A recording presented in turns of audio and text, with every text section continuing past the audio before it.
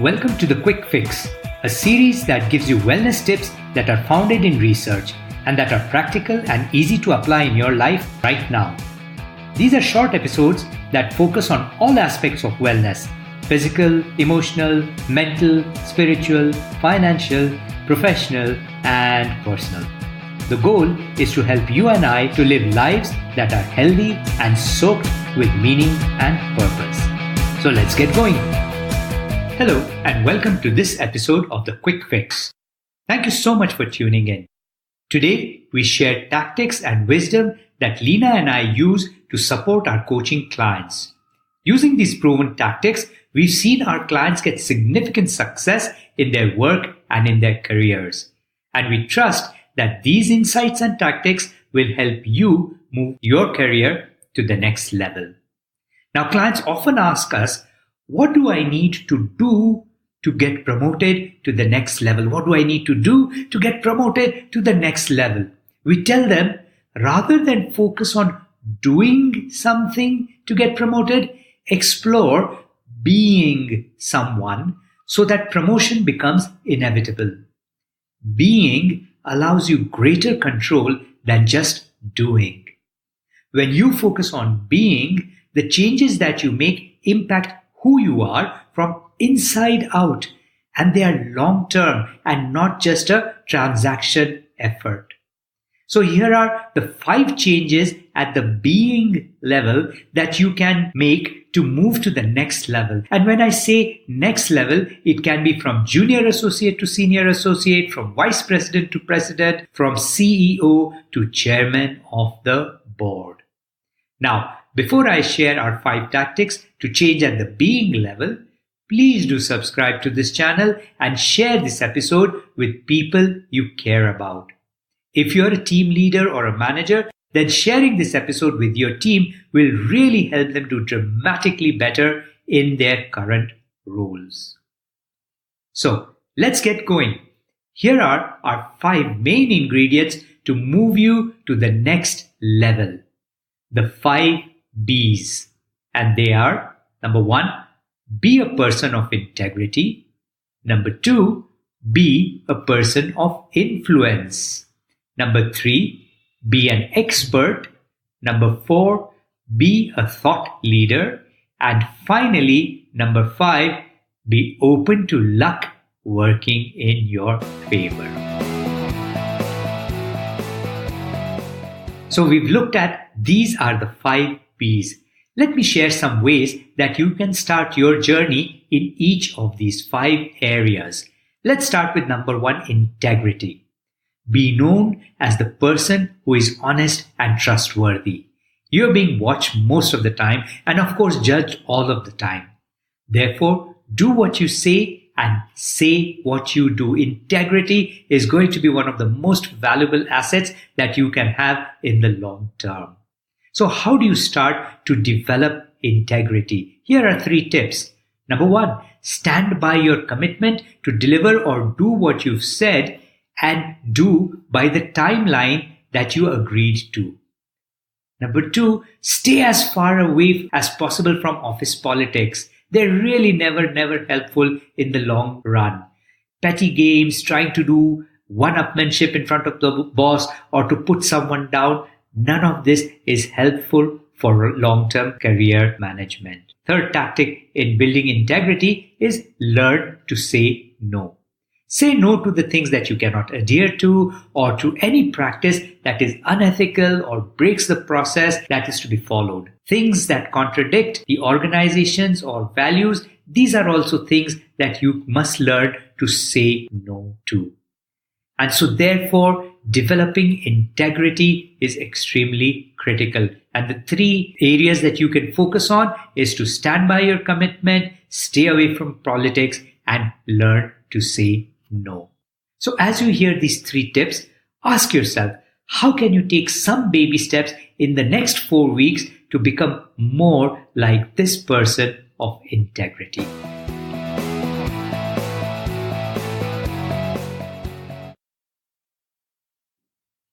Let's come to the second B. The second B is influence. Be a person of influence.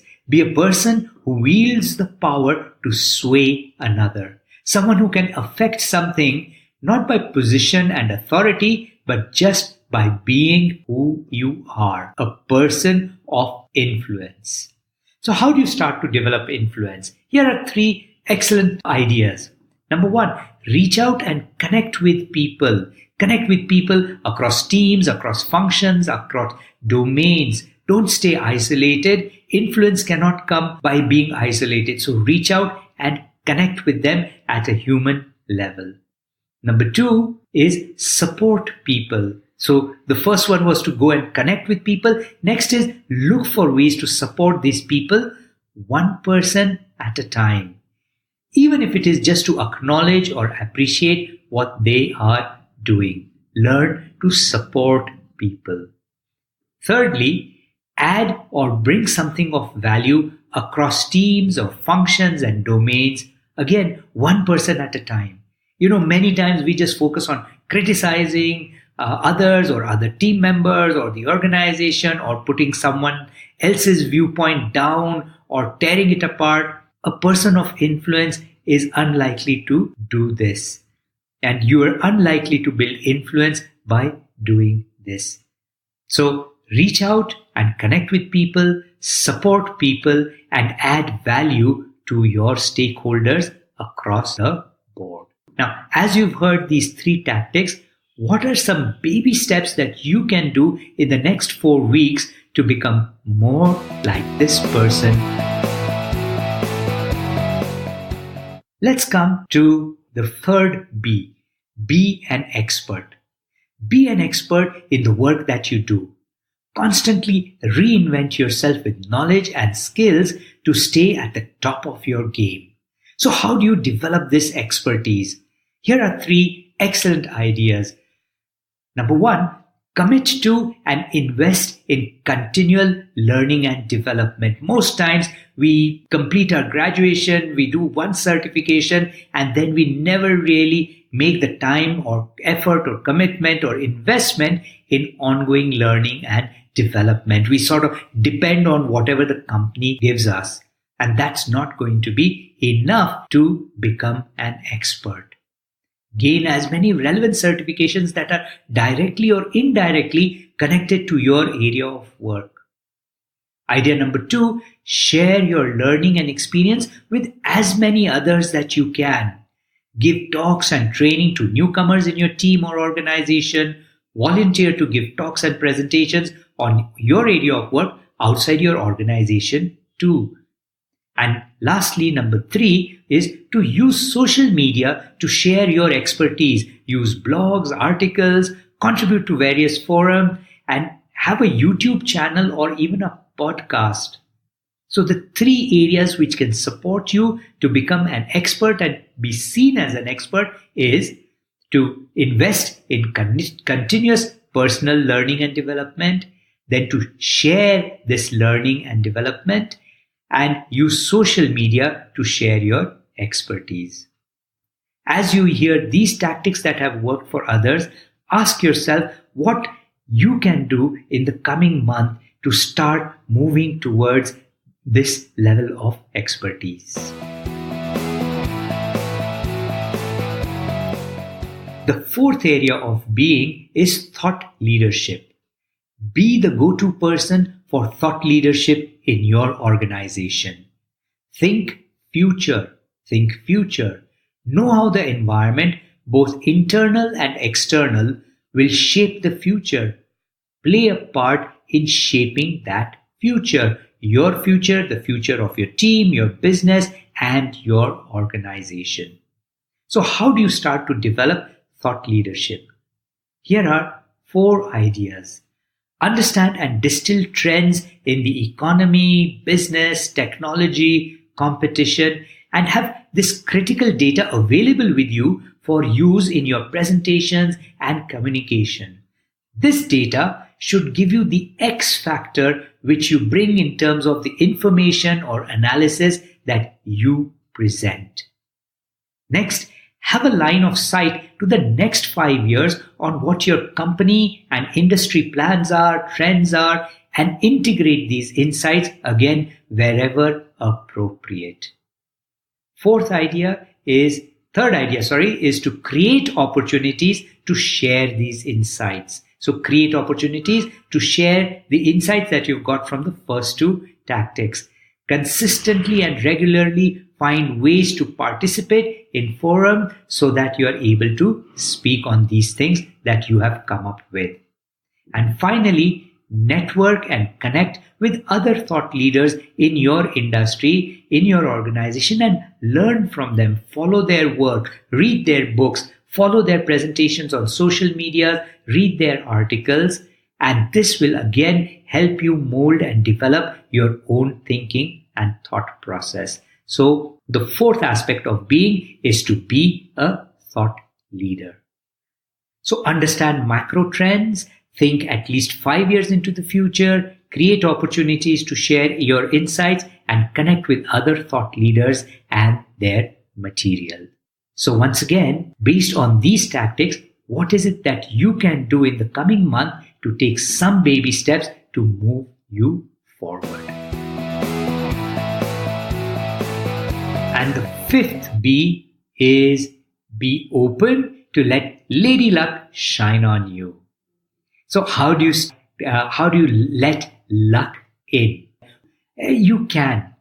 So here are 3 ideas that will help you leverage the opportunities that luck might send your way. Number 1, learn to take risks. Break out of your comfort zone and volunteer for projects and assignments that really stretch you, and especially cross-functional projects that range across the globe, cross-functional teams, multinational teams. Stretch out and be part of these projects. Number 2, develop hobbies, interests, sports, and activities.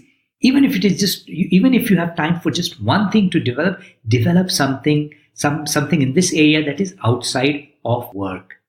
This will get you to meet new people, new interactions, and most importantly, it will support your creative thinking. It will support your creative thinking. It will re-energize you.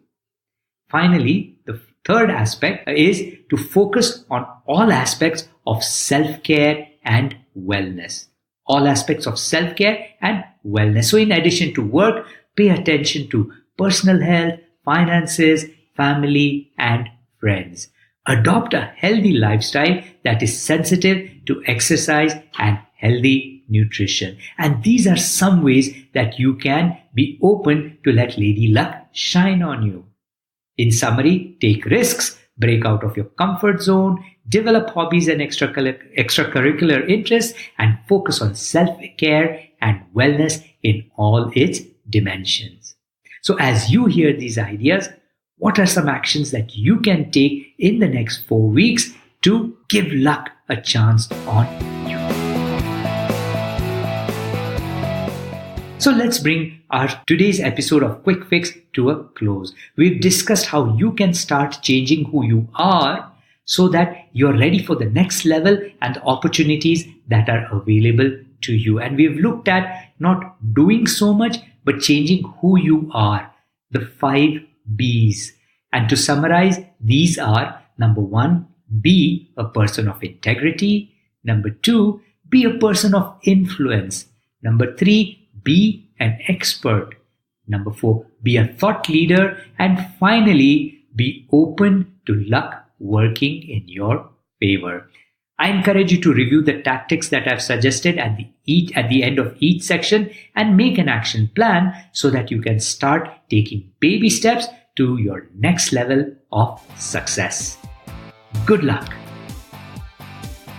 And that's it for today. Thank you for listening. Please connect with us on coachtoolbox@gmail.com. We'd love to hear from you. And don't forget to follow, subscribe, and review this channel.